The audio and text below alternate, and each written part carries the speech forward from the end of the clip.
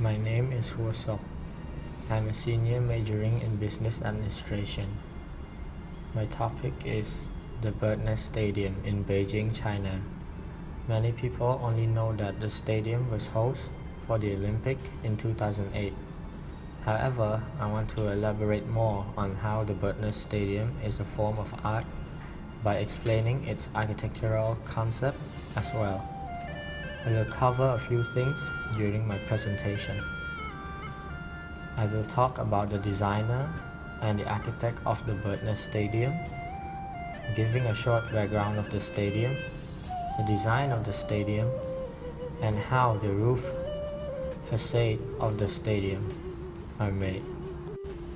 Beside Ai Weiwei, Herzog and de Meuron also participated in the Bird Nest Stadium project as an architect. Jacques Herzog and Pierre de Meuron are closely parallel one another, with both attending the Swiss Federal Institute of Technology in Zurich, Switzerland. They are perhaps best known for the conversion of the giant Bankside Power Station in London to the new home of Tate Modern. Herzog and de Meuron was founded in Basel in 1978.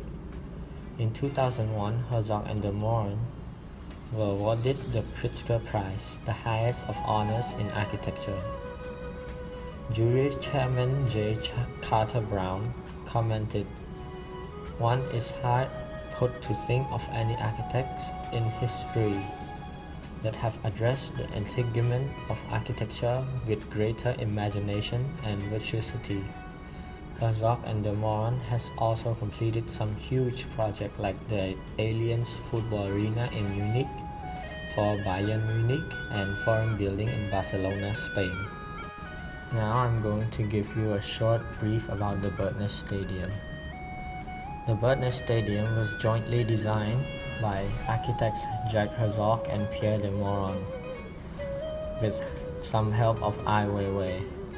The stadium was designed for use throughout the 2008 Summer Olympics and Paralympics, and will be used again in the 2022 Winter Olympics and Paralympics. The Bird Nest sometimes has some extra temporary large screens installed at the stand of the stadium. The construction of the stadium cost was around $428 million. And after the Olympic event, National Stadium was intended to be a monument of New China, expected to be visited by millions of tourists and showcased through an array of media representations. In spite of the lack of significant events, the stadium appears to be quite profitable, drawing some 20,000 to 30,000 people a day at the price of 50 yuan admission. In 2010, it was used as a snow theme park. The venue cost approximately $9 million to maintain per year. Now talking about the design of the stadium. The 91,000-seat stadium was designed to incorporate elements of Chinese art and culture. The National Stadium's main structure is an enormous sandal-shaped elliptic steel structure weighing 42,000 tons. The stadium extends 333 meters from north to south and 294 meters from east to west, with a height of 69.2 meters. The stadium design included demountable seats of 11,000.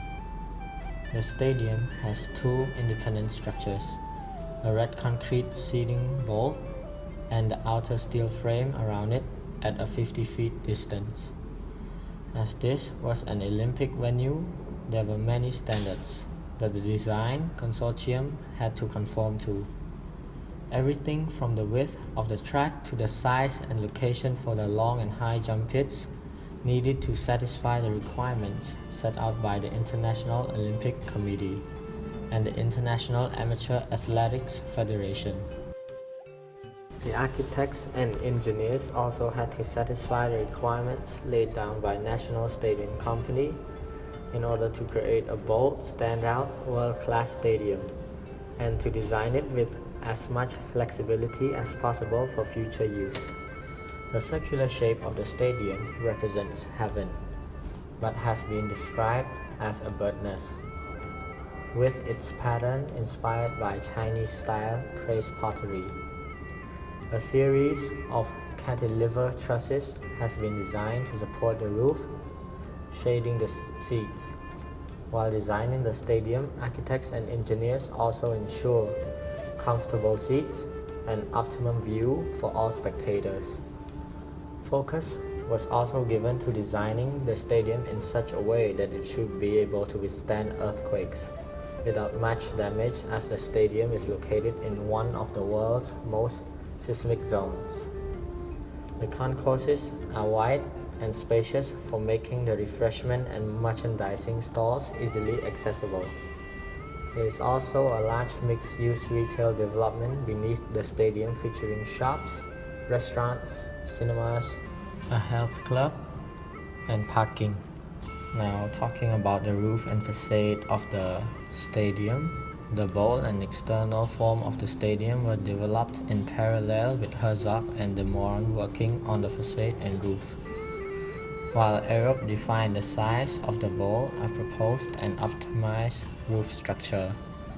The load-bearing frame for the stadium looks chaotic without any hierarchy of structure, but it is in fact very rigorously designed.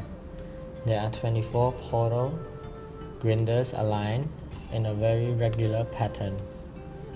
This primary structure is divided in irregular interval by secondary structures. The roof structure spans a 313 meter multiplied by 266 meter space, closely enveloping the bowl and concourses to form both facade and roof. The facade incorporates the stadium's main staircases. The result is a compact and assiduous external form uninterrupted by masked arcs and stair cores. While the facade is open, a roof covering made of a single layer membrane stretched between the steelwork sections protect the spectators from wind and rain. The steel structure is painted light gray, contrasting with the red painted external concrete wall of the bowl, which is clearly visible through the facade. This creates a variety of impressive visual effects, particularly when lit at night. The bird's nest was described in the Times of London as the world's most iconic building in this decade of iconic buildings. It now operates as a major tourist attraction and serves as the center of international and domestic sports competition and recreation activities.